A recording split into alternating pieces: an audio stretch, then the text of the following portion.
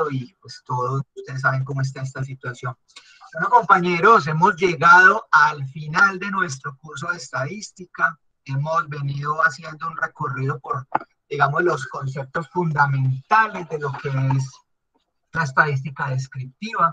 Inicialmente hicimos un abordaje de lo que eran las tablas de distribuciones de frecuencia y los métodos gráficos como una de las principales herramientas que nos permitía organizar la información y presentarla de una manera un poco más comprensible para que se pudieran tomar decisiones.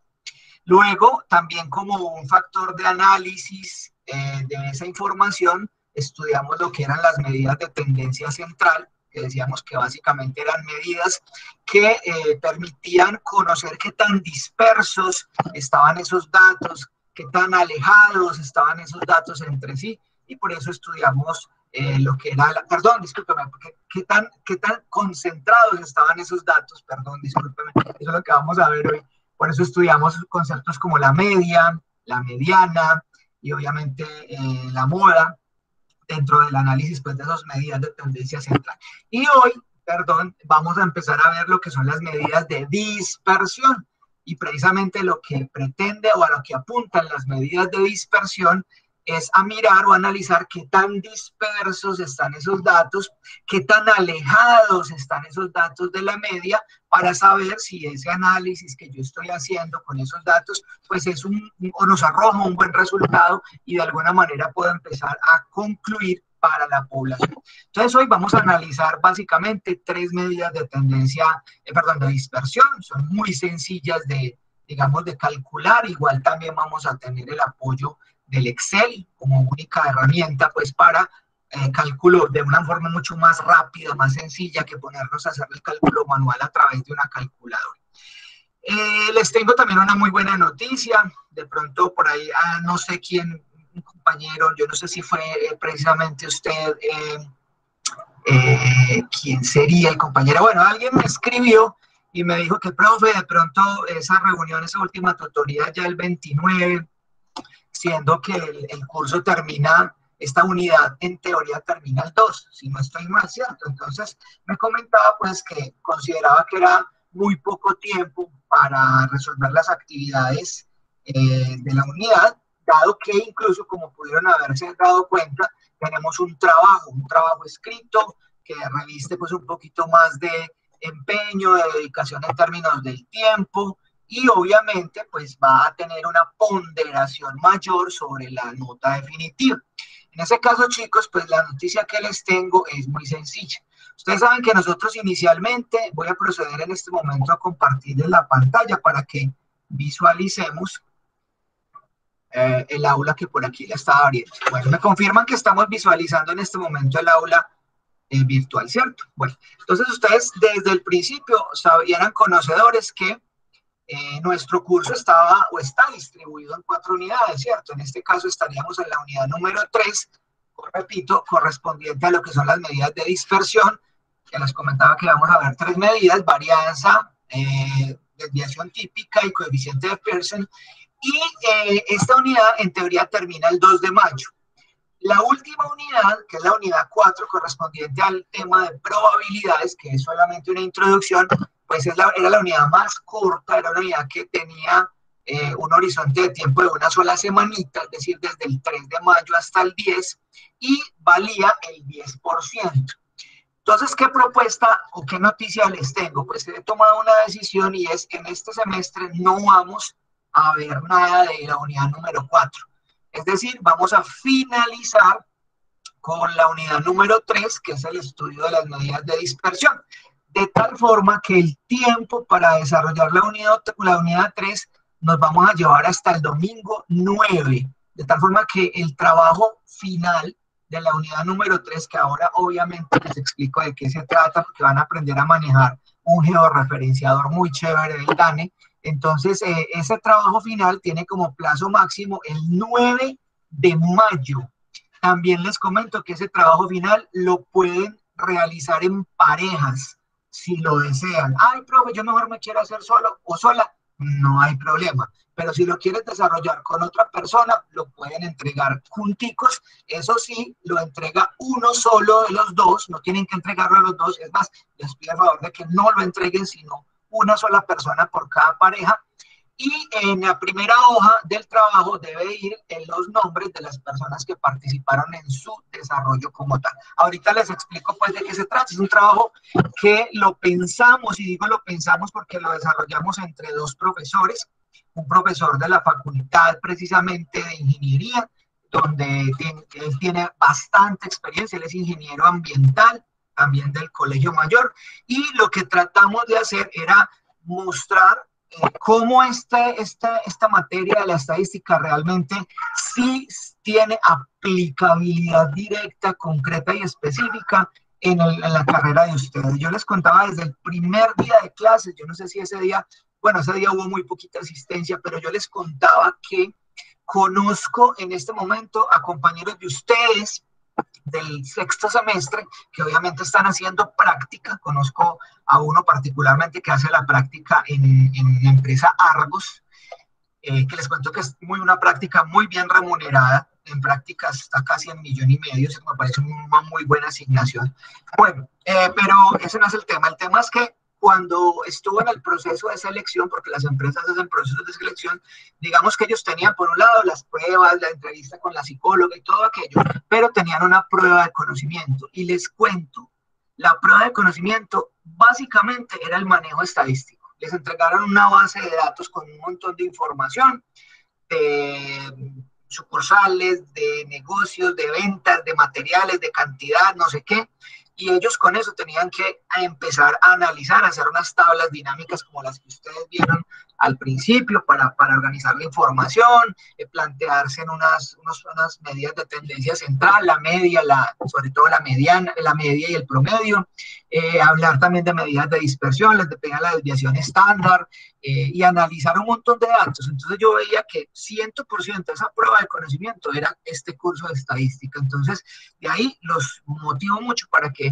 pues obviamente estén muy, muy cuchillas en este curso y no se les olviden todos los conocimientos que han adquirido aquí durante estas escasas, no sé cuántas semanas, llevamos aquí unas 8 o 9 semanas más o menos que tiene como duración este curso. Entonces, ánimo muchachos, yo sé que ya en esta época del semestre empieza a generarse ya el cansancio, todavía nos falta, creo que ustedes ven un par de materias más, pero bueno, mucho ánimo y a sacar todas estas materias adelante.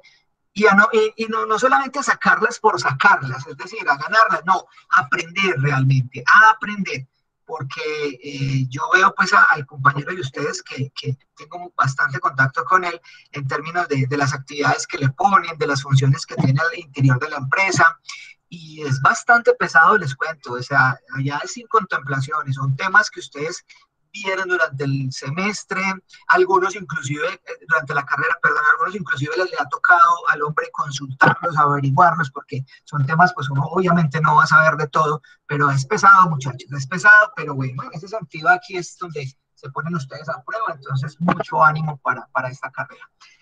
Bueno, compañeritos, entonces, como les decía, primero, no sé si tengan alguna duda con respecto a esto, entonces repito la decisión que se tomó, quitar para este semestre la unidad 4, que no valía sino al 10%. ¿Listo?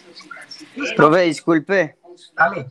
O sea que el 10% ya no aplicaría y se dividirían entre las tres el porcentaje. Exactamente, la definitiva de tu nota se saca de las notas que sacaste en la unidad 1, la unidad 2 y las que vas a sacar en la unidad número 3. O sea que algo así como que cada unidad si viene valiendo el 33%, más o menos sería como la dinámica. Lo que sí quiero que entiendan es que ya estos temas no los voy a habilitar, aunque están ahí, pero no se los voy a habilitar, porque lo único que vamos a hacer es trabajar muy a conciencia los exámenes y las actividades de la unidad número 3, que repito, son medidas de dispersión, varianza, desviación típica y coeficiente de Peirce. ¿Listo? Entonces, básicamente, esto es lo que les quería comentar en términos de, digamos, de la estructura del curso como tal, ¿vale? Bueno, vámonos ya para la unidad número 3, observen aquí, esta es la unidad número 3, como les decía, iba hasta el 2 de mayo, ya vamos a extenderla, ¿listo? Pero las temáticas permanecen igual, vamos a hablar de medidas de dispersión, Aquí hay unos audios y unos videos pues que yo siempre les sugiero que los vean. Igual eso, lo que van a ver en ese video es lo que voy a explicar también hoy. Aquí hay unos conceptos que ya les permite aclarar lo que es el rango, la varianza, la desviación estándar, el coeficiente de variación de Pearson y las 3 actividades, que son 3 exámenes. Hay 2 cuestionarios, un cuestionario de conceptos, un cuestionario de ejercicios y la actividad de trabajo colaborativo, que es un análisis estadístico que ahorita entramos en materia y les explico pues más detalladamente de qué se trata. Listo, entonces por el momento vamos a ir a nuestra presentación, bueno, que no es una presentación, es un archivo de Excel que yo tengo. A ver, ¿quién está entrando en este momento? Permítame, me devuelvo para hacer la autorización. Listo, entonces yo por el momento voy a apagar mi cámara y nos vamos a hablar un poquito de las medidas de dispersión. Listo. Bueno, ¿qué son las medidas de dispersión? Pues el mismo, de pronto el nombre es muy diciente. Las medidas de dispersión son unos valores que a mí me permiten de pronto comprender qué tan dispersos están los datos que yo tengo en determinado análisis estadístico o en determinado estudio o en determinada investigación. Para eso yo me voy a servir de un ejemplo, ¿cierto? Un ejemplo muy sencillo que tengo aquí, y es que si ustedes como estudiantes de la clase de estadística quieren hacer un estudio de la masa, del índice de masa corporal entre las estudiantes mujeres matriculadas en el semestre, bueno, cambiemos esto aquí, que ya sea el semestre 2021-1, listo, en cualquier programa profesional de la institución universitaria Colegio Mayor de Antioquia. Entonces les voy a empezar a hacer preguntas a ver cómo estamos. En este caso, ¿cuál sería la variable estadística? A ver, vamos a recordar eso por allá de la primera unidad. ¿Cuál es la variable estadística si yo quiero hacer un estudio del índice de masa corporal entre las estudiantes mujeres matriculadas en el semestre 2021-1 en cualquier programa profesional de la institución Colegio Mayor? ¿Cuál es la variable estadística, muchachos? Alguien que me la diga.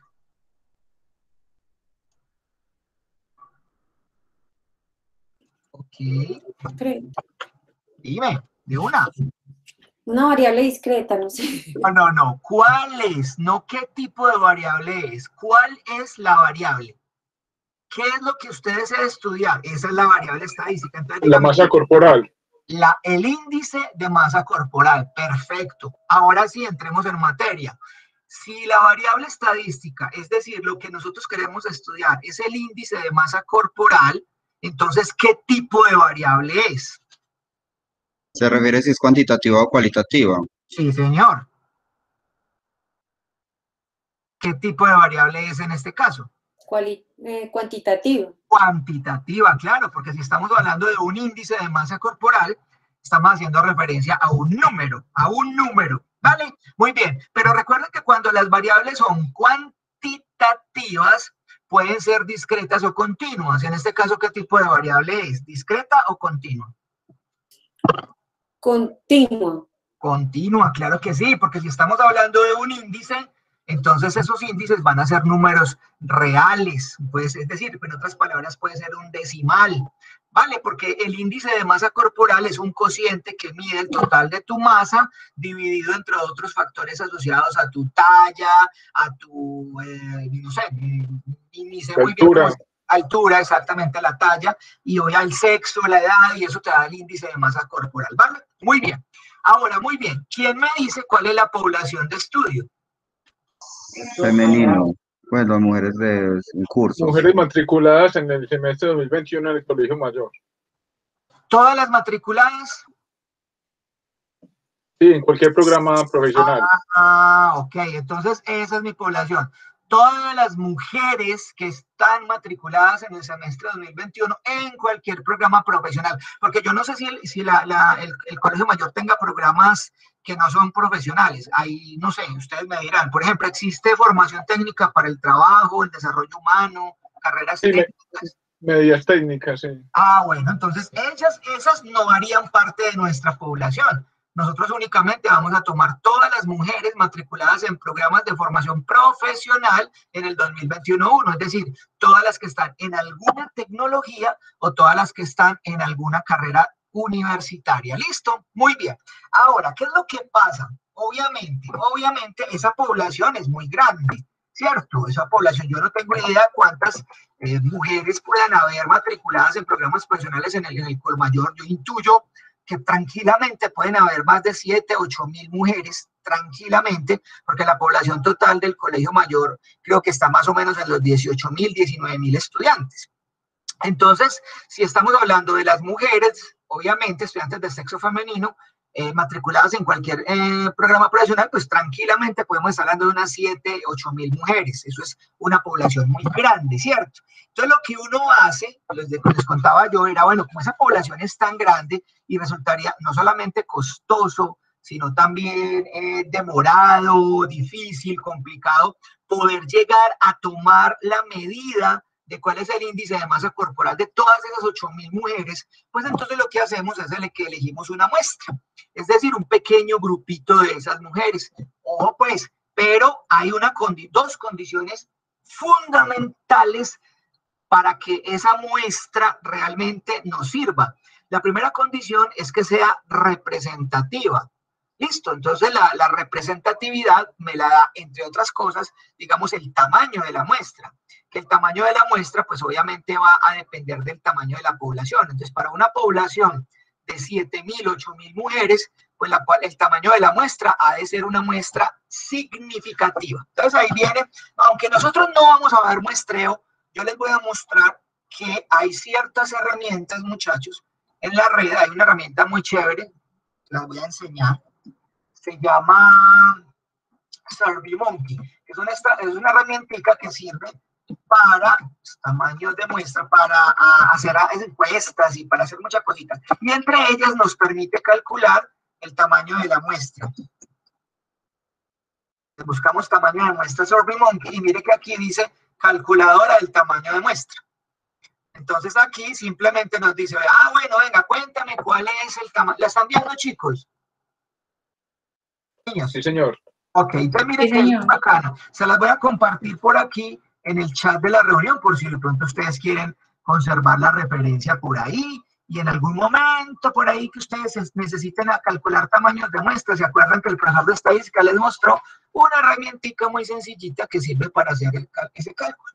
Entonces, ¿qué ponemos aquí? Ponemos el tamaño de la población. Entonces, como nuestro estudio lo vamos a hacer entre todas las mujeres matriculadas en carreras profesionales en el 2021, vamos a suponer, no sé, por un momento, que en total son 7.418 mujeres.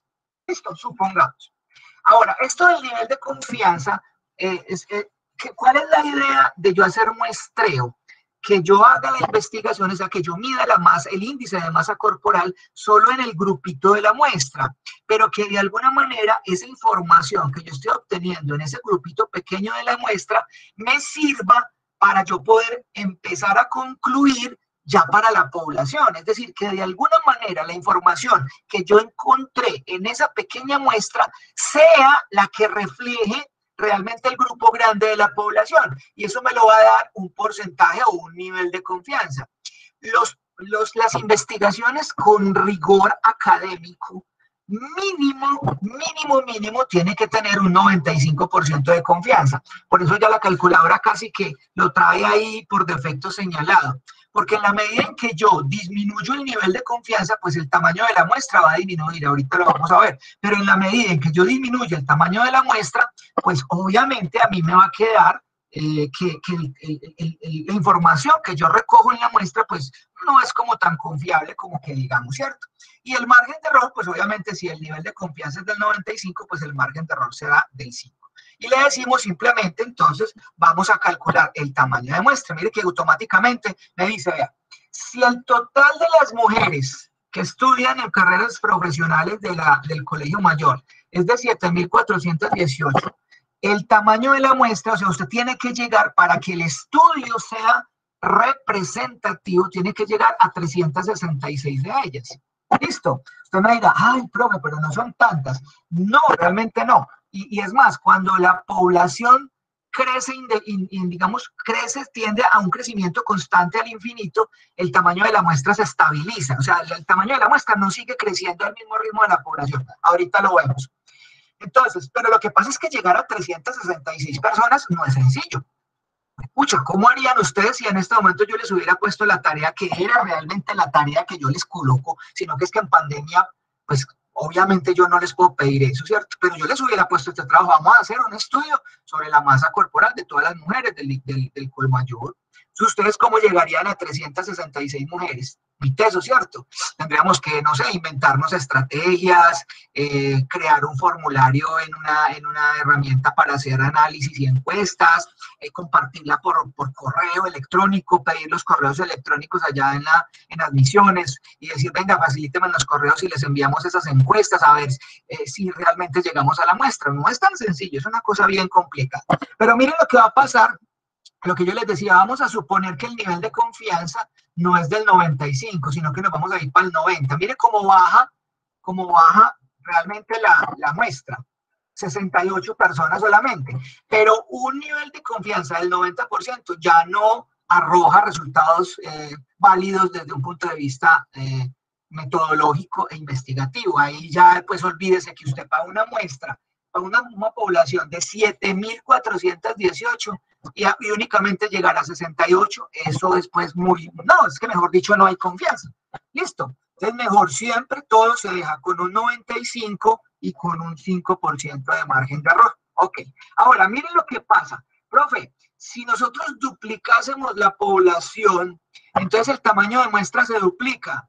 Miren que no. ¿Cuál es el doble de 7.418? Algo así, son casi 15.000, digámosle 14.800. ¿Qué pasa con la muestra? Miren que no se incrementó mayor cosa. Para la mitad, es decir, para, ¿cuánto era? 7.400 no sé qué, eran 366. Y si yo duplico la muestra, en la población, perdón, 15.000 personas, mire que casi el tamaño de la muestra sigue siendo muy similar. Porque eso pasa, cuando la población tiende a infinito, pues la muestra, el tamaño de la muestra tiende a estabilizarse, ¿vale? Muy bien. Chicos, ¿alguna pregunta hasta ahí? ¿Entendimos qué significado tiene el tamaño de la población, el nivel de confianza, el margen de error? Obviamente, pues, y les cuento, si ustedes van a seguir su carrera profesional universitaria, o sea, si una vez terminen su tecnología, van a seguir con la carrera de ingeniería ambiental, que pues es la idea, ¿cierto? Ustedes van a ver por allá un poquito más de estadística y allá les van a enseñar cómo se calcula el tamaño de la población, qué es el nivel de confianza, cuál es ese margen de error, qué implicaciones tiene. Pero por el momento, pues me interesa solamente que ustedes conozcan simplemente el tamaño de la muestra, que es de 375. Preguntas hasta ahí, muchachos, ¿cómo vamos? Profe, yo tengo una duda, pues, Dale, de con una. respecto a por qué cuando se duplicó el tamaño de la población, por qué la muestra no varía significativamente. Bueno, esa es una muy buena pregunta.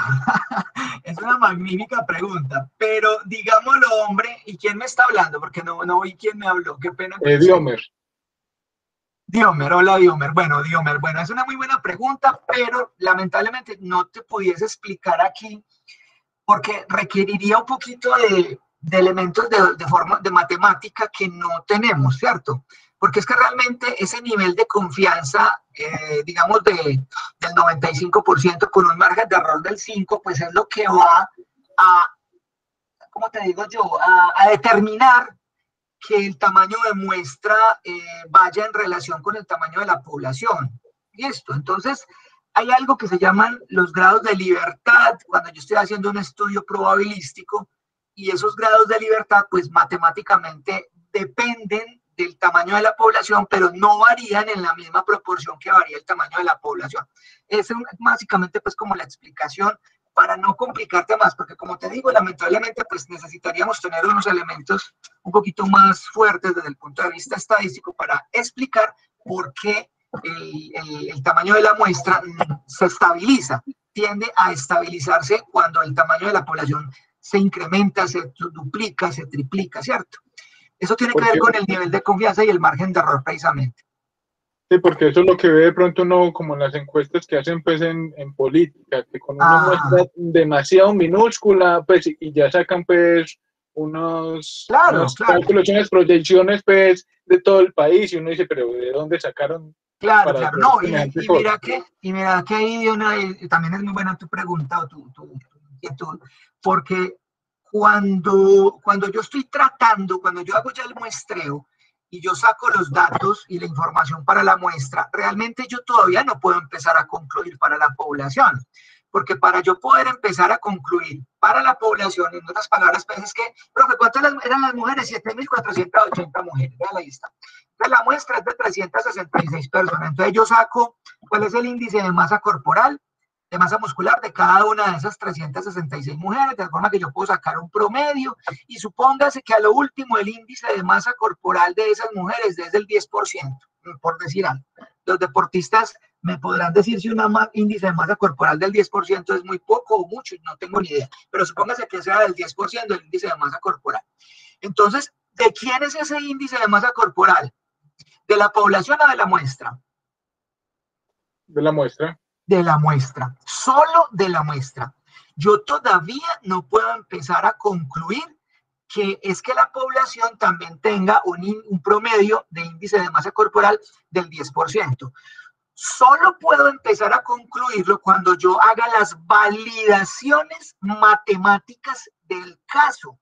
Y para eso necesitamos un tema que no es de nuestro semestre, ni siquiera ustedes lo ven en la carrera, que es el tema de la inferencia estadística o estadística inferencial, que ya la estadística inferencial lo que hace es eso, tratar de inferir para la población lo que encontraste para la muestra. Eso es lo que tú ves de pronto, compañero, en esas encuestas que hace Inbamer, cuando habla de la favorabilidad del presidente, cuando habla de la intención de voto para las próximas elecciones, que ellos hacen un muestreo, pero ese muestreo lo hacen de tal forma que matemáticamente validan y pueden concluir para la población. Listo, pero eso es algo bien arriesgado porque obviamente pues, habrán casos y sobre todo en esos aspectos políticos que hoy decimos una cosa, hoy estamos con Petro y buena madre, porque es que Petro vea que ahorita con esa reforma tributaria, no sé qué, entonces todo Colombia está apoyando a Petro y eso se vio en la anterior encuesta de Inbamer.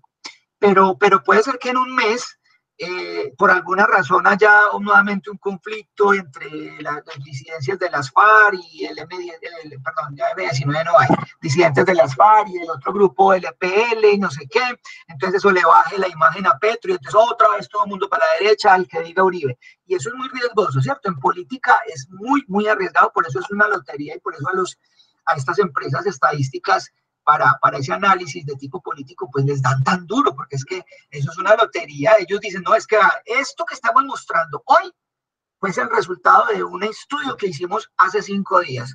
Puede ser que hoy ya la cosa haya cambiado. Por eso no, digamos que al final, cuando llegan las elecciones, no se cumplen las estadísticas. Por eso, porque es que hay muchas personas que cambian su decisión en último instante. En fin, son cosas muy complejas. Pero de eso se trata la inferencia, de tratar de concluir para la población a partir de lo que concluiste para la muestra. Y nosotros, ojo, no vamos a hacer eso.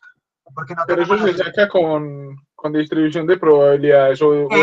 Exactamente. Eso se saca con el tema de las distribuciones de probabilidades, porque ahí vienen ya unas funciones de distribución de probabilidades que dependen pues del comportamiento de la población, dependen del nivel de confianza, del margen de error, y entonces ya hay, digamos, específicamente hay ciertas distribuciones de probabilidades. La más sencilla es la distribución normal, que es la que se agrupa, la que agrupa los datos hacia el centro, hacia la media. Hay otras distribuciones como la Poisson, la binomial, que eso cumplen otras características, y ya, si yo logro identificar qué tipo de distribución probabilística tengo, entonces ya uso esa función matemática para empezar a hacer predicciones. Entonces, pero como les digo, eso nosotros pues no lo vamos a ver, ¿vale? Pero bueno, interesante la pregunta, compañero. Genial, genial. Es muy rico cuando se interesan y podemos, vea, ya me perdió. Bueno, pero entonces ya hablamos de que esa muestra tenía que ser representativa. Ahora tiene que ser aleatoria. Ay, profe, ¿cómo así que aleatoria? Aleatoria significa que sea al azar. Es decir, que todas estas señoras, estas mujeres, todas toditas que hay aquí arriba, tienen la misma probabilidad de haber sido elegidas para la muestra. ¿Y eso cómo se logra? Pues con estrategia que me permita elegir de forma aleatoria o al azar ese grupo de N personas. Digamos que si estamos en un grupo pequeño, no sé si cuando estudiamos en el colegio, que los grupos eran, el colegio era más o menos de 50 alumnos, más o menos, vamos a elegir al azar 10 de cada grupo. Entonces, ¿cómo se haría? ¿Cómo harían ustedes una elección al azar de 10 estudiantes de un grupo de 50? ¿Qué se les ocurre hacer para hacerlo al azar?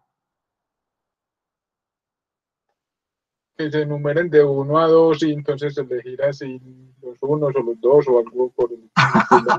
Pero ahí no sería tan aleatoria, porque ya usted sabe que usted va a sacar a los que se enumeraron con el 2, ¿cierto? Entonces usted ya está infiriendo o interviniendo en esa decisión. ¿Cuál sería una forma, la más fácil de hacer un muestreo aleatorio ahí de 10 estudiantes entre 50? Voluntarios. No, tampoco.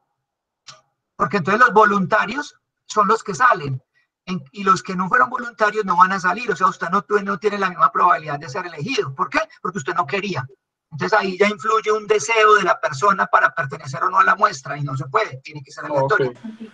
Una rifa, profe, no sé. ¿Y cómo? ¿Cómo una rifa? Dígame, ¿cómo le haría usted Digo un número del 1 al 10.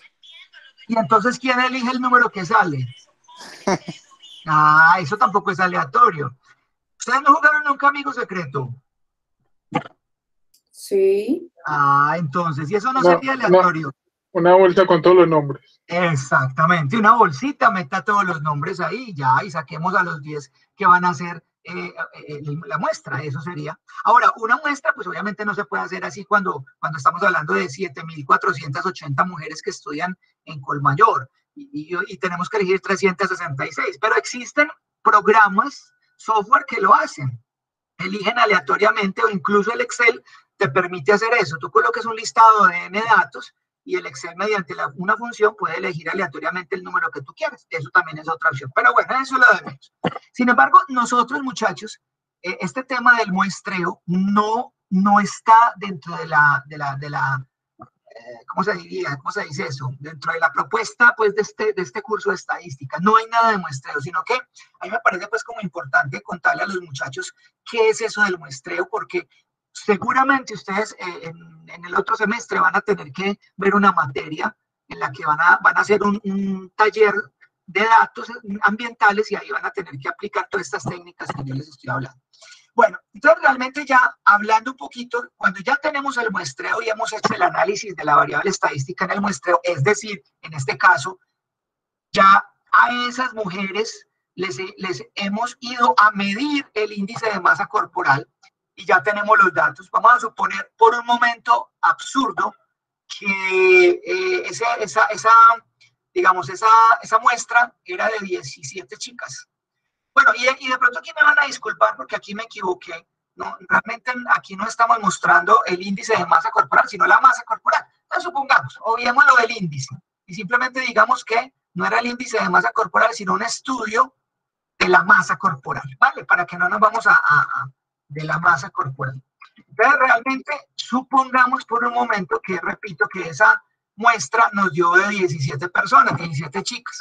Entonces yo fui a donde cada una de ellas, venga, individuo 1, vamos a hacer la observación número 1. Recuerden que en estadística la observación es la recogida de la variable estadística. Y si mi variable estadística es la masa, entonces la observación 1 va a ser la masa corporal de ese primer individuo. La observación 2 va a ser la masa corporal de ese segundo individuo. De tal forma que, por ejemplo, la novena observación es un número entero, en este caso 66 kilogramos, aquí están kilogramos. La observación número 15 son 59.5 kilogramos y así sucesivamente. Listo, pero aquí simplemente están los 17 datos de la muestra, ¿vale? Ahí están los 17 datos de la muestra. Un momento que me va a tocar WhatsApp porque si no nos van a enloquecer y no sé quién estará escribiendo. Esperen un momentico. Me voy a poner aquí en modo avión, porque si no, no nos dejan dar clase. Listo, ahora sí. Entonces, ahora lo que vamos a hacer es que vamos a medir, a encontrar las medidas de dispersión. Es decir, vamos a mirar, a conocer qué tan dispersos están estos datos entre sí con respecto, por ejemplo, a una media, o qué variabilidad hay entre esos datos, porque en la medida en que, yo quiero que ustedes me entiendan esto, en la medida en que sean mucho más variables, en la medida en que sean mucho más dispersos, pues obviamente esos datos y esos valores de medidas de tendencia central que encontramos en la unidad anterior, pues no van a ser tan buenos para yo poder empezar a concluir. Entonces, si yo encuentro que los grupos están poco, que esos datos están poco dispersos entre sí, que hay cierto grado de homogeneidad, pues obviamente a mí esa media, esa mediana y esa moda que yo calculé, pues me va a servir para concluir para los datos. En resumidas cuentas, ¿qué son las medidas de dispersión? Son unas medidas que muestran la variabilidad de una distribución, qué tan variables, qué tan dispersos están, indicándolo por medio de un número. Si las diferentes puntuaciones de una variable están muy alejadas de la media, entonces ese número, que ahorita vamos a ver cuáles son, pues nos van a indicar eso, que están muy alejadas de la media. Cuanto mayor sea ese valor, mayor será la variabilidad. Cuanto menor sea el valor, más homogénea será la media. Ahora, ¿cuáles son los valores que me sirven a mí para medir eso? Son 4 valores que nosotros vamos a ver. El rango, la varianza, que realmente la varianza no sirve para nada, sirve porque con la varianza yo calculo la desviación estándar, que sí me sirve. Yo no sé si me hayan cogido eso. La varianza no me permite concluir nada de los datos, si están muy dispersos o no. Lo que sí me permite concluir es la desviación estándar, pero para yo llegar a la desviación estándar necesito la varianza. Ahorita les muestro por qué. Y el último es el coeficiente de Pearson, de variación de Pearson. Vamos a ver entonces cada una de ellas, que son muy sencillas, chicos. Vamos a hablar primero del rango o el recorrido, así se llama este primer valor de dispersión. ¿Qué es el rango o el recorrido? Es la diferencia entre el mayor valor de los datos y el menor.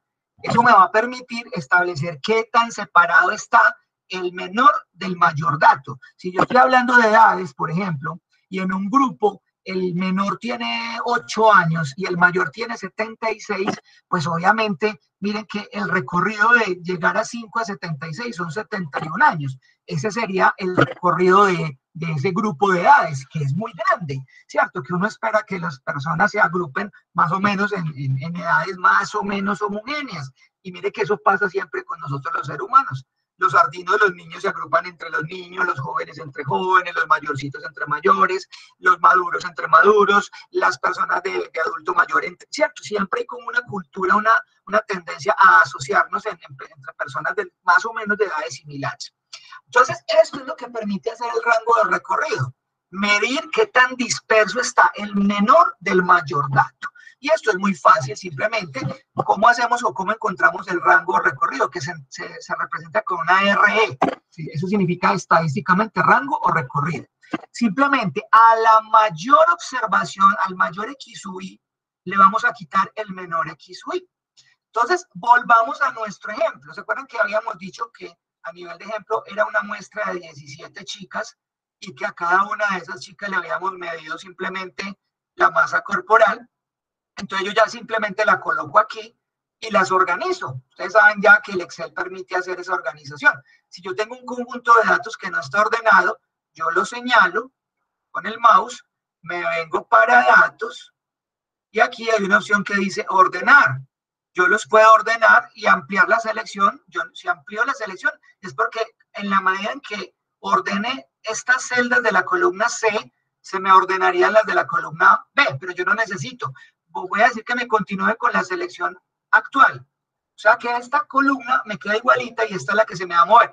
Vamos a suponer que yo quiero organizarlos de mayor a menor. O sea que primero me aparezca el mayor y que después me aparezcan los menores. Vean, ¿sí ven? Entonces aquí me quedó el mayor dato, es el de 76.5 kilogramos y el menor dato es el de 46. O si yo no quiero ponerlos de mayor a menor, sino de menor a mayor, nuevamente lo señalo, le digo ordenar, no me interesa que me ordene también, no me mueva nada del frente, le digo que me los deje así y voy a decir que simplemente de menor a mayor y ya, y ahí quedaron ordenados de menor a mayor. Entonces, ¿esto qué me permite saber? ¿Cuál es el dato más chiquito? O sea, ¿cuál es la mujer con la menor masa corporal de la muestra? Repito, solo de la muestra.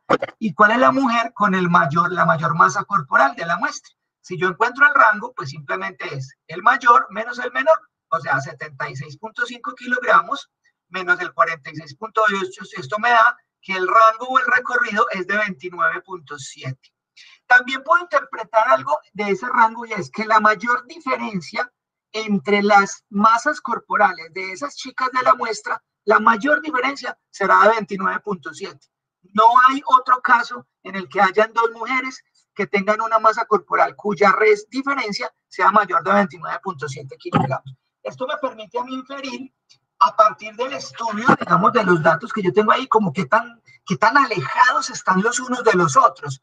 Yo no sé si de pronto, ¿ustedes qué piensan? Que si la que tenga la menor masa corporal tiene 46 y la que tenga la mayor tiene 76, pues no es que sea una diferencia muy grande, ¿cierto? Mira que son más o menos rangos muy, no sé, me parece a mí que es un buen rango, ¿cierto? O sea que esto, pues no me permite a mí calcular por ahora todavía nada, pero sí me da una idea, repito, de qué tan dispersos están los datos. Dice aquí, la principal ventaja del rango es que se puede calcular muy fácil, pues eso no tiene ningún misterio, ordenar de menor a mayor y al mayor restarle al menor. Tiene simplemente una resta, pues. Aunque su valor es poco significativo, ¿cierto? Pero que yo les decía, yo no puedo realmente calcular o concluir realmente nada con este valor, pero sí me da como una medio idea, ¿cierto? ¿Por qué? Porque es que solamente tiene en cuenta los valores extremos, o sea, pero de todas maneras, pues ya me da una ideita un poquito más clara. La otra medida de dispersión se llama la varianza. Yo les decía que la varianza, pues no es que sirva para mucho, pero vamos a ver cómo se calcula la varianza. La varianza es una medida de dispersión que representa la variabilidad de una serie de datos con respecto a su media. La fórmula que sirve para calcular la varianza, que se llama, digamos, en este caso la vamos a llamar, ay, perdón un momentito, se me alborotaron las perritas. Listo. Bueno, espérate un momentito. Ok, mire, la fórmula con la que yo voy a calcular la varianza es esta. Se representa con una S al cuadrado. Y simplemente esa fórmula es una sumatoria. Desde la primera información, o sea, desde la primera chica de la muestra, desde la primera masa corporal de la primera chica de la muestra, hasta la N medición, que en este caso, recuerden, habíamos medido ¿cuántas? 17. Luego esta N será 17. ¿De qué? De cada dato menos la media, que recuerden que la media decíamos que era X barra, al cuadrado, dividido N-1. ¿Cómo así que N-1? ¿Cuántos datos tenemos en la muestra? Tenemos 17. O sea que N vale 17. Pero aquí vamos a calcular la varianza para una muestra. O sea que tenemos que restarle 1. Si estuviéramos calculando varianza para población entera, en la que no estamos haciendo muestreo, entonces no lo hacemos sobre N-1, sino sobre N, que eso sería el caso de un censo. Ahora, usted me dirá, bueno, profe, ¿y esta vaina tan rara, cómo se calcula? Lo primero que tenemos que hacer es calcular la media, ¿cierto? Porque mire que me están diciendo, cada dato menos la media. ¿Listo? ¿Y la media cuál es? Ah, ya nosotros sabemos calcular la media. La media es la sumatoria de todos los datos dividido en 17. O sea, 984 dividido 17. Y eso nos da 57.88. Si usted dice, ay, profe, no calculemos esa media así, qué pereza, ¿eso para qué? Ah, pues simplemente ustedes ya saben, coloquemos los datos del 1 hasta el 17, aquí está la masa corporal, venimos, activamos y nos vamos ¿para qué? A calcular ¿qué? La media, el promedio, ¿cierto? Promedio de estos datos, y ahí nos dio que la media es de 57.88 kilogramos. O sea, en promedio, esas 17 chicas tienen una masa de 57.89 kilogramos. Aproximemos esto con dos valores significativos después de la coma. Dejémoslo en 2 y separadores de 1000. 57.89 kilogramos. Esa es la media de esa masa. Lo mismo que nos daba ¿qué? Haciendo la sumatoria, dividiéndolo entre n, nos daba lo mismo. Entonces ahora sí, ojo pues, ¿cómo vamos a calcular este valor? S cuadrado, que ya sabemos que es la varianza.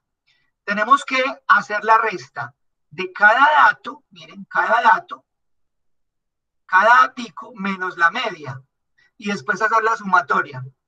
¿Listo? Bueno, perdón, la sumatoria no, elevar al cuadrado, discúlpenme, qué pena con ustedes. Entonces empecemos a calcular. Voy a borrar todos estos valores para que veamos cómo los vamos a calcular. ¿Qué necesito primero? El x sub i menos x barra. Y los x sub i son las 17 mediciones. Entonces empecemos. Esto es igual a ¿qué? A este x sub i menos la media. Y la media la tengo por aquí. Listo. Muy bien. Ok. En este caso, mire que hay veces que esta resta me da negativa. Porque este dato es menor que la media. Listo. Este x sub i, pero aquí está mal esto, yo no sé por qué me dio, repito, mal. Sería esta masa corporal menos este valor suave positivo.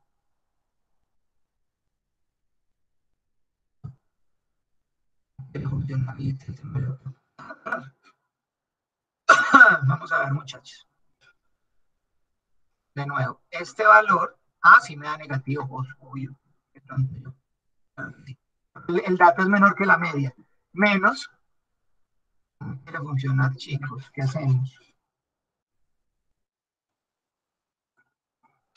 Ay, Dios mío, bendito.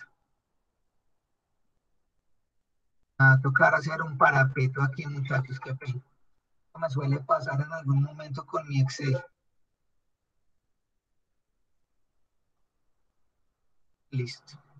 Esperen un momentico, me toca volver a ir a abrir el archivo. Regálenme un segundito, chicos.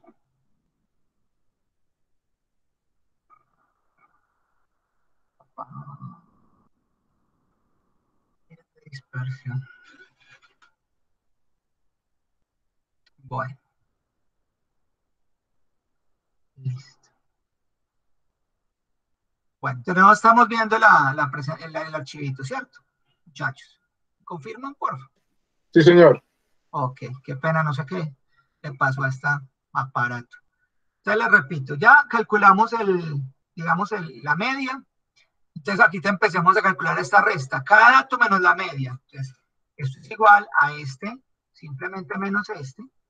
Enter, perfecto. Vamos a pegar la fórmula para no tener que hacerla para cada uno. Perfecto. Ahora, ¿qué nos dicen? Que este dato lo elevemos al cuadrado. Mire, x sub i menos x barra, o sea, el dato menos la media elevada a la 2. Entonces, simplemente igual. Nos vamos a buscar una que se llama potencia. Vean, aquí está.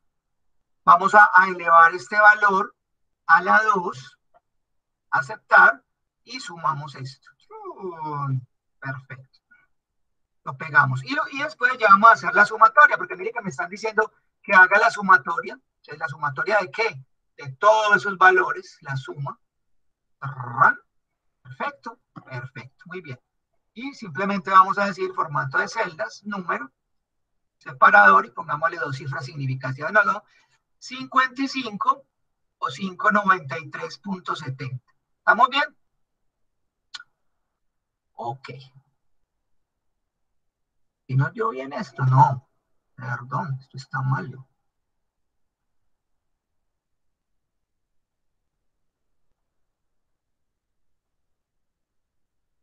A ver, muchachos, que yo no sé por qué no me está viendo bien este valor. Este valor lo elevamos a la 2. Sí, está bien, pero no me dio por qué. 57.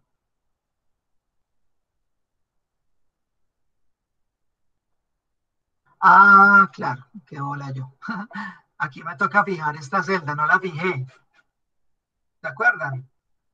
Claro, entonces fijar esta celda con pesos para que el Excel siempre tome este valor como un valor igual, siempre para todas las demás. Entonces aquí hago la resta, ya, está ahí yo tan raro, si no, no me daba. Ahora sí, entonces elevamos a la 2, elevamos a la 2, elevamos a la 2, y la sumatoria me da 1364.68. Ahora lo que tengo que hacer es dividir 1364.68 entre n-1. El n es 17, menos 1 me da 16, y eso me da 85.29 kilogramos. Esa es la desviación estándar. Usted mira, profe, ¿y eso para qué sirve? Como yo les decía ahorita, es una medida de dispersión, pero la información realmente no me la da la desviación estándar, no me la da la varianza, perdón, discúlpeme, me la da la desviación, porque la desviación estándar o desviación típica, también se llama, ¿cierto? En algunos textos se llama desviación típica, simplemente es la raíz cuadrada de la varianza. Entonces, ¿la varianza cuánto nos dio? 85.29.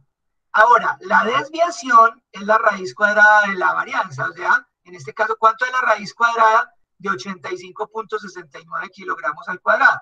Ah, profe, es muy fácil, es 9,25 kilogramos. Si quiere usted con su calculadora, sáquela. Simplemente, ¿cuánto es la raíz cuadrada de 85.69? Raíz cuadrada. A ver, aquí está, raíz cuadrada. Miren, 9.25. Entonces, repito, la desviación es la raíz cuadrada de la varianza. Ahora, ¿cómo se interpreta la desviación? Se interpreta como esa máxima desviación de la media. Recuerden que la media nos había dado, ¿cuánto nos había dado la media? ¿Se acuerdan? Cuando estábamos calculando la varianza, la media nos había dado por aquí 57.89. Entonces, o 57.88, pues. Es decir, que esa varianza simplemente va a ser lo máximo que me voy a exceder por encima y lo máximo que me voy a equivocar por debajo. En otras palabras, que el mínimo, la mínima masa corporal va a ser de la media menos 9.25, o sea, de 48.63 kilogramos, o la máxima masa corporal deberá ser de 67.13 kilogramos. Ese es el significado de la desviación. Entonces usted me dirá, bueno, profe, pero si nosotros realmente vamos a los datos, sí querrá decir que el mínimo dato es de 48.63. Usted me dice, pues miremos, ¿cuánto era el mínimo en el rango? 46.8 y aquí está en 48.63. Quiere decir que me estoy desfasando. ¿Pero me estoy desfasando mucho? No, no se está desfasando mucho. Entonces uno puede empezar a pensar que realmente esta media o este promedio que yo había encontrado es un buen dato. Ahora, profe, y por encima, ¿a cuánto me puedo ir? A 67.13. Vamos a ver entonces en el rango, ¿cuál es el valor más grande? 76.5. Y aquí me dijeron que según la varianza, la desviación, me debería ir hasta 67.13. Ahí me estoy desfasando un poquito más, porque mire que realmente el dato mayor es de 76.5. Y hay varios datos que tienen una masa corporal mayor a 67. Vea, este es mayor, este es mayor. Son tres datos que realmente están por encima de ese valor de 67.3. Sin embargo, esa desviación me da como ese intervalo en el que se espera que se muevan los datos, si yo en algún momento llegase a empezar a hacer conclusiones para la población, ¿vale? Pero miren que es muy sencillo. Repitamos. El rango simplemente es mirar el dato menor, el dato mayor y hacer la resta. La varianza, pues ahí sí me toca hacer unos calculitos. Sin embargo, bueno, para fortuna, también para tranquilidad de ustedes, si yo tengo un conjunto de datos, yo puedo calcular también la varianza con Excel. Tercero, la desviación. Simplemente me dicen, sáquele la raíz cuadrada de la varianza. Y la desviación siempre me va a decir el valor por encima de la media y el valor por debajo de la media en el que se deben mover esos datos. Listo.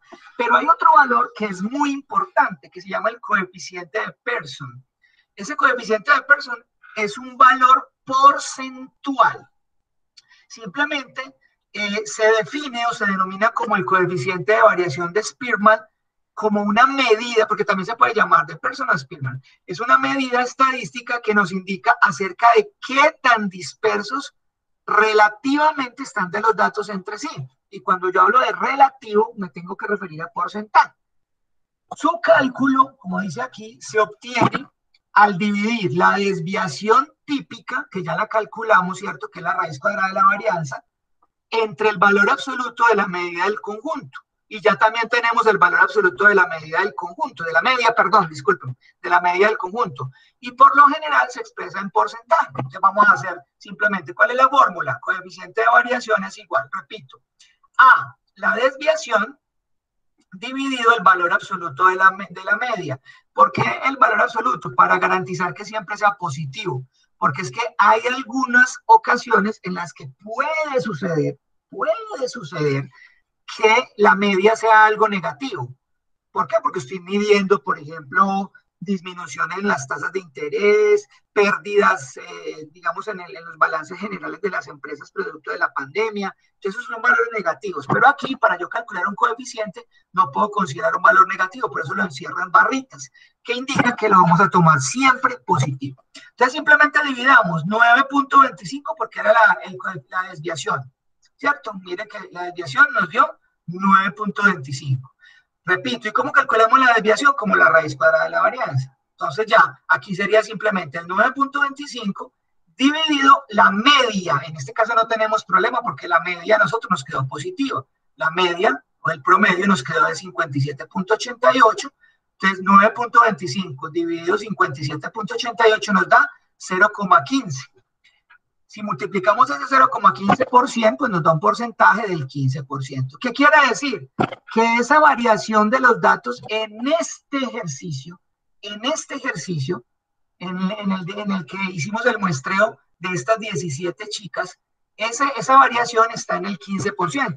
Entonces ahí viene ya uno a decir, bueno, eso es bueno, eso es malo. 15%, digamos que no hay un factor único, porque eso depende de muchas cosas, pero cuando ese coeficiente de variación nos dé por debajo precisamente de un 15, 10%, uno empieza a decir que la variabilidad de los datos es bien, está buena, que nos permite concluir, es decir, que esos valores de tendencia central que concluimos, la media, la mediana y la moda, son unos buenos datos para empezar a concluir sobre esa población. En este caso, sobre la población que yo tengo, que es el de las mujeres del Colegio Mayor que estudian programa profesional en el 2021-1. Listo, pero esto no quiere decir pues que todavía ya lo podamos decir, no, nosotros por el momento les decía yo, hasta que no tengamos elementos para validar, lo único que podemos concluir es para la muestra. Listo, muchachos, ¿qué tal? Es muy sencillo, recapitulemos ahí en un minuto. Primera medida de dispersión, el rango. Simplemente es al dato mayor le quito el dato menor y eso me da un rango, un recorrido que me va indicando de qué tan dispersos están los datos. Segundo, la varianza, que simplemente la varianza se denota como S a la 2 y es la sumatoria de cada dato menos la media a la 2 sobre el valor o el total de la población menos 1. Simplemente con un Excel, pues eso se puede calcular muy fácil. La desviación, simplemente la raíz cuadrada de la varianza. La raíz cuadrada de la varianza. Y simplemente me da ese rango en el que se mueven los datos a partir de la media que yo encontré. Si la media era de 57.88, le voy a sumar la desviación, le voy a restar la desviación y mis datos se han de mover entre esos dos valores. Y el coeficiente de Pearson o coeficiente de variación de Spearman simplemente es un valor porcentual que me indica qué tanta variabilidad hay entre los datos. Y la forma de calcularla es muy sencilla, simplemente a la desviación la vamos a dividir entre el valor de la media o el promedio, siempre positivo, y eso nos va a dar un porcentaje. ¿Listo? En este caso, el coeficiente de variación, estoy leyendo, se utiliza para comparar conjuntos de datos pertenecientes a poblaciones distintas. Porque es que realmente si a mí me dicen, bueno, profe, ¿y eso es bueno o eso es malo? Yo les decía ahorita, pues no hay como un criterio que me pueda definir si es bueno o malo. Lo que sí puedo entonces es empezar a comparar diferentes, digámoslo así, muestras de una misma población. Entonces, si yo por este lado elegí una muestra de 17 chicas, pero también por el otro lado elegí otra muestra de 17 chicas, en una de las muestras me da que el coeficiente de variación es del 7% y en el otro me da el 15%, pues obviamente ¿con cuál nos quedaríamos? Ah, profe, con el que tenga menor coeficiente de variación. Quedémonos con ese grupo, esa muestra, donde el coeficiente de variación es de 7%. Pero realmente él por sí solo, pues no me permitirá a mí de pronto concluir, digamos, determinantemente si esa muestra es buena o no. Tengo que tener otros datos para yo poder compararlos y ahí sí entonces definir con cuál de las dos me quedo. Chicos, ¿qué les parece? Fácil, ¿cierto? El tema de pronto de las medidas de dispersión es un tema bastante sencillo, solo que tienen que pues obviamente acompañarla de la lectura de todos los elementos teóricos que hay en el aula. Listo, voy a proceder en este caso, muchachos, porque me interesa entrar aquí a hablarles pues de las actividades. Como les decía, aquí hay 2 exámenes, pero aquí sí es una actividad muy bonita.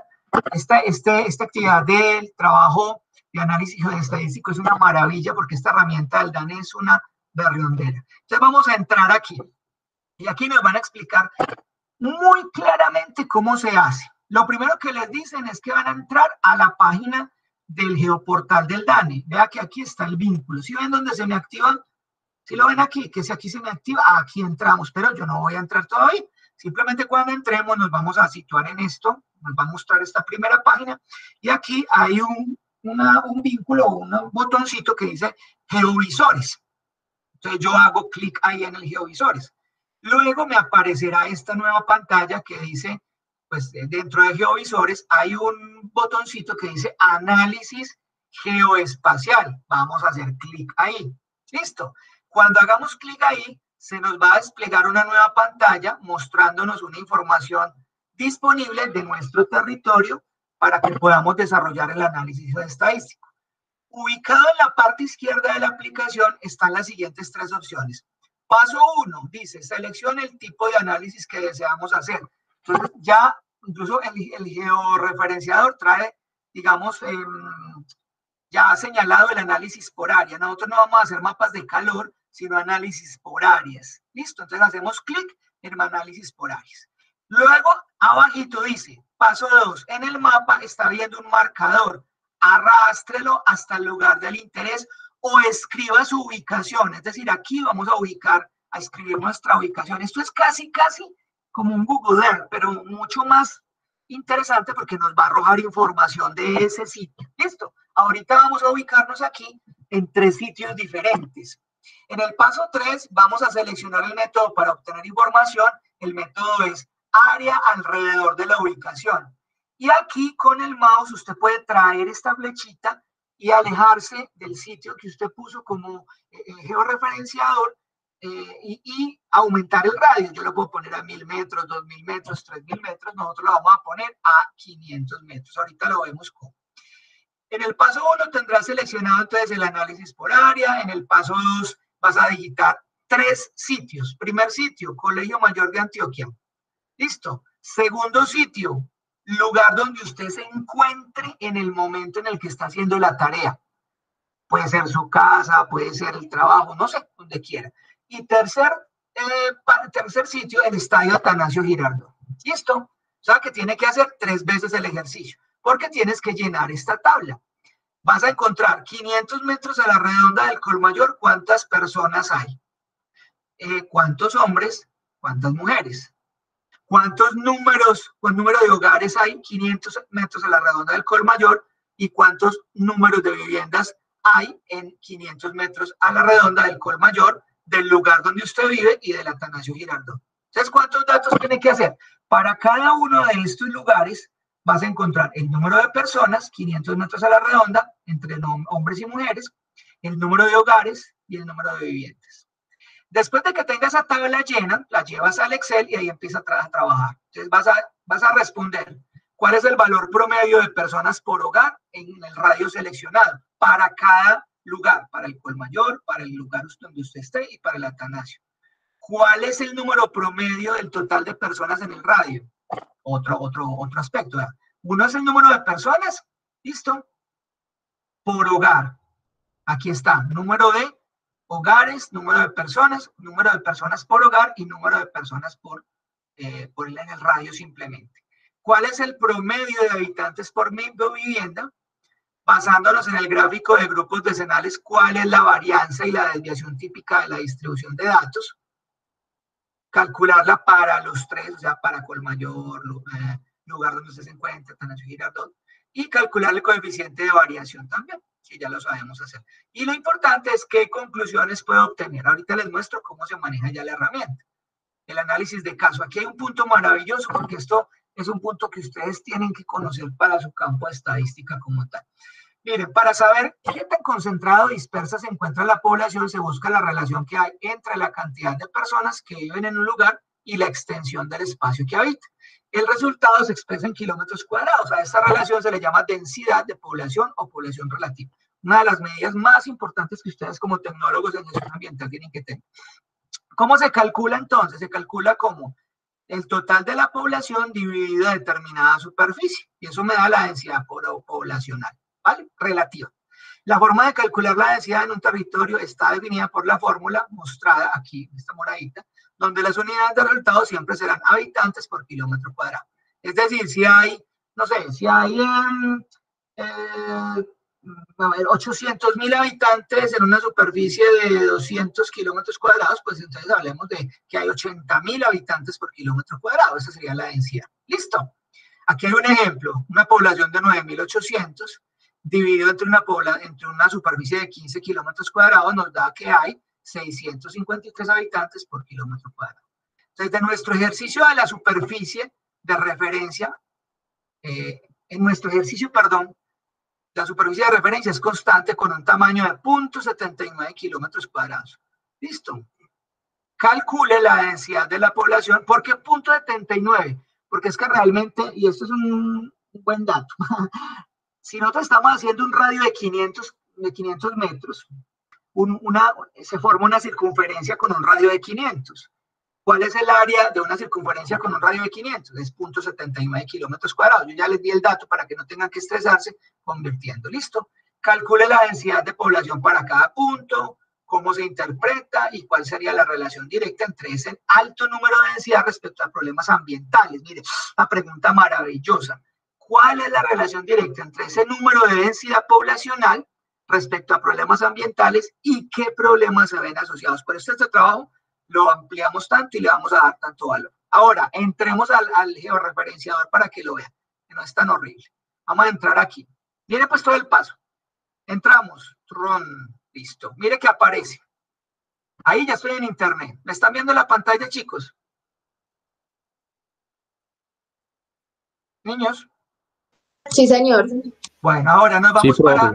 Mire, al poner el mouse aquí ya me aparece inmediatamente la siguiente pantalla. Yo me bajo ¿hasta dónde? Hasta donde dice análisis geoespacial. Ok, mire que por defecto ya me va a poner el análisis por área. ¿Vale? Ya lo tengo. Si fuéramos a hacer mapa de calor, le haríamos clic aquí, pero no vamos a hacer mapas de calor, vamos a hacer análisis por área. Vamos a poner la primera ubicación. Yo no sé, yo no voy a poner ninguna de las que están ahí, yo voy a poner otra. Vamos a poner la UDA, Universidad de Antioquia, ¿vale? Aquí está, y ahí me aparece. Listo, entonces mire que el georreferenciador se va para la Universidad de Antioquia. Aquí está la Universidad de Antioquia. O sea, ya nos pusimos nuestro georreferenciador en la Universidad de Antioquia. El paso 3 es selecciona el método para obtener la información. Vamos a hacerlo por área alrededor de la ubicación. Aquí está ya seleccionadito. Ahora, ¿cuál es el radio que vamos a poner? Vamos a poner un radio de, mire en la medida en que yo me arrastro, mire que va aumentando el radio. Pero dejémoslo por el ejercicio, dejémoslo aquí en 1000 metros. Ya lo está. Es difícil ponerlo, no me puedo pasar un poquito. Ahí está. Esta bolita azul, ¿qué es, muchachos? Esta bolita azul, o verdecita, yo creo que es azulita, quiere decir que estoy calculando datos para una área 500 metros a la redonda de la Universidad de Antioquia. Listo, entonces vamos a decirle aquí, calcular. Y mire que el georreferenciador simplemente me empieza a mostrar datos. Vea, ¿cuántas personas hay en total alrededor de 500 metros a la redonda? Perdón, 500 no, en este caso son 1000. 1000 metros a la redonda de la Universidad de Antioquia. Hay 47.161 personas. ¿Cuántas personas en lugares particulares? 46.525. Listo. ¿Cuántos hogares hay? Vea, este dato se lo estamos pidiendo. 18.365 hogares. Y 19.856 viviendas. Del total de personas que están alrededor, 1.000 metros alrededor de la Universidad de Antioquia, hay 22.907 hombres y 24.254 mujeres. Esto equivale al 48.57 del total de personas y esto equivale al 51.43. Miren, interesante. De todas estas viviendas que hay, vean, de estas 19.856 viviendas, hay 6.159 casas, 11.360 apartamentos y 2.324 cuartos. Miren los grupos decenales etarios que tan bacano, por edades. De esta población, del total de la población de 1.000 metros a la redonda de la Universidad de Antioquia, tenemos que hay 1.299 personas que tienen 80 años y más, hay 4.622 niños entre 0 y 9 años, 6.419 entre 10 y 19 y patatín patatán. Ustedes de aquí van a encontrar la información que necesitan. Ahora, ¿cómo hacemos para cambiar el lugar? Pues simplemente te devuelves, borras y vamos a poner otro lugar. No sé, se me ocurre poner ¿qué? El Hotel Nutibara. Hotel Nutibara. Hotel Nutibara Medellín. Ya, listo. Mire que ahí mismo el georreferenciador se va para el Hotel Nutibara. Vamos a esperar. Ahí está. En todo el centro de la ciudad. Ahora, vamos a poner ya no 1.000, sino pongamos 2.000 metros alrededor del Hotel Nutibara. Bueno, 2.000 algo, no sé, no me importa que sean muy precisos ahí. Es difícil ponerlo realmente. Decimos calcular. Está pensando, entonces, ahí mire otra vez. Entonces empezamos. Hay 288.000 personas. Hay 285.000 personas en lugares particulares. Hay 108.949 hogares. 117.000 viviendas. Interesante esto, miren. Hay menos hogares que viviendas. Interesante. Y de pronto eso tiene que ver y explica situaciones que estamos en el centro, ¿cierto? Y muchas personas viven en el centro, pero no tienen un hogar constituido, ¿cierto? Simplemente son personas venezolanos que están, digamos, en una pensión, personas que simplemente llegan al centro de Medellín a trabajar, entonces se reúnen y viven, pero no son hogares, son viviendas. Interesante eso. Población por sexo, tipos de vivienda, grupos etarios. Entonces, esto es lo que ustedes tienen que hacer, muchachos. Ahora, en el trabajo, ya ustedes verán cómo lo muestran, cómo lo estructuran, que quede una cosa bien chévere, bien bonita. No sé si quieran tomar pantallazos de estas áreas. No sé, en fin, ya ahí los dejo como a lo que ustedes quieran. Lo que sí es que, obviamente, deben mostrar, me voy a devolver para acá, lo que les están pidiendo aquí. Yo les estoy pidiendo que se ubiquen 3 sitios: Colmayor, donde usted esté, su casa puede ser, y el estadio, y que busquen número de personas, hombres y mujeres, número de hogares y número de viviendas. Y para el número de personas, hombres y mujeres, número de hogares y número de viviendas, calcules lo que te piden aquí. Adicionalmente, este punto es el extra, que ya habla de un análisis de caso, en el que se trabaja pues la densidad poblacional. Lo van a coger, como dije yo, como esto estábamos aquí, en 500 metros a la redonda, 500, voy a poner por aquí a decir, logro ponerlo en 500, no es muy teso, 500, no sé, ahí, lo más que puedo hacer esto.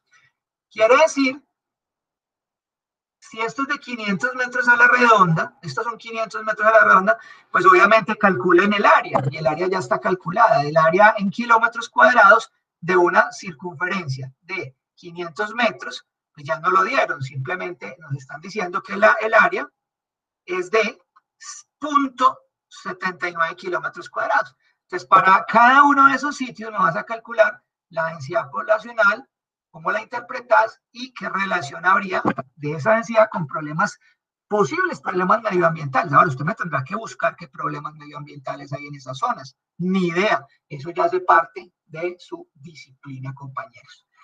Bueno, chicos, ¿cómo la vieron? Entonces, repito, ¿para cuándo es el trabajo? ¿Tenemos claro eso?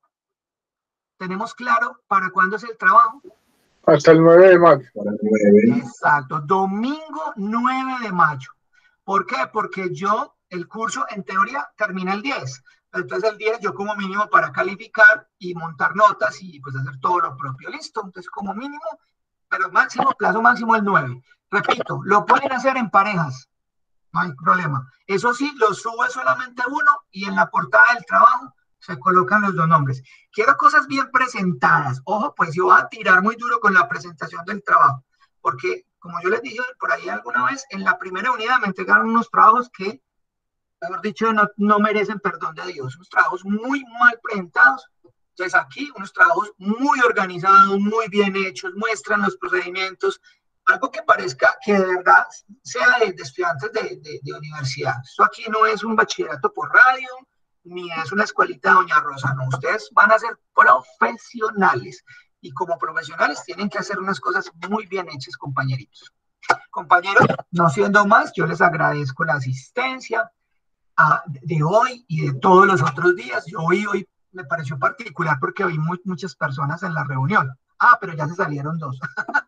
Se aburrieron dos. Pero bueno, igual los motivo entonces a que sigan en este programa. Esto, todo en la vida cuesta, nada es gratuito y esto nos cuesta sacrificio, tiempo, esfuerzo, plata, y en la medida que nos cueste lo valoramos. Las cosas que son gratis en la vida que no valen nada, no las valoramos, precisamente porque son gratis. Por eso esto les cuesta tanto a ustedes, tanto esfuerzo, tanto sacrificio, porque eso es lo que hace que valga la pena. Entonces, muchachos, un abrazo para todos. Me encantó haber estado con ustedes en esos pocos encuentros que tuvimos en el desarrollo de la clase. Yo no sé si aquí hayan estudiantes del otro grupo, creo que no, ¿cierto? ¿Hay algún estudiante del otro grupo? No, ninguno. Bueno, listo. Porque creo que en el otro grupo, hasta donde tengo entendido, no sé porque no recuerdo, el profe Ismael sí lo tiene, pero creo que no tiene esta actividad de análisis del georreferenciador. Pero bueno, igual me parece a mí una actividad maravillosa, como les dije, fue pensada específicamente para ustedes, fue pensada por un ingeniero ambiental, fue pensada por el profesor de estadística, y créanme que va a tener un peso grande en la materia, grande, grande, grande, porque tienen que entregarme algo maravilloso. Chicos, abracitos, Dios los bendiga, se me siguen cuidando. Hasta luego. Muchas gracias, profe. Buenas noches para todos. Muchas gracias y feliz noche. A ustedes, chao pues.